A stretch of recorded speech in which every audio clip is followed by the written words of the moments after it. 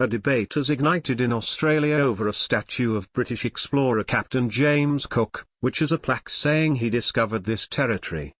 The 19th-century statue, in Sydney's Central Hyde Park, has come under scrutiny following recent discussion over Confederate monuments in the US. Critics say the inscription overlooks Indigenous Australians, while others defend it as being part of history. Sydney's City Council says it will seek advice on the issue. Lord Mayor Clove Moore said she had referred the debate to an Aboriginal and Torres Strait Islander advisory panel. The monument was installed more than a century after Captain Cook arrived in Australia in 1770, later claiming the region for the British Crown. Funded by the New South Wales government and members of the public, the statue was completed by English sculptor Thomas Woolner and unveiled in front of a huge crowd in 1879. It bears inscriptions marking Captain Cook's birth and death, but it is the south-facing engraving, discovered this territory 1770, which has caused controversy. The Australian Broadcasting Corporation's Indigenous Affairs editor, Stan Grant, wrote an article on Friday arguing that surely we need no longer maintain the fiction that he, Captain Cook, discovered this country. Grant said that the inscription should be changed. He argued that some other Indigenous people favoured removing the statue, referring to a comment by Prime Minister Malcolm Turnbull about honouring Indigenous Australians. Grant wrote, "If he is serious, then what could be more apt than to correct a monument that tells us, still, that in 1770 we did not exist?"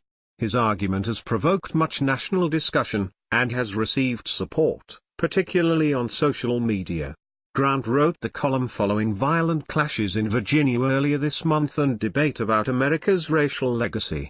In a column for The Australian, historian Keith Wins-Chuttle wrote that the inscription was perfectly accurate if the word territory was defined as the east coast of Australia.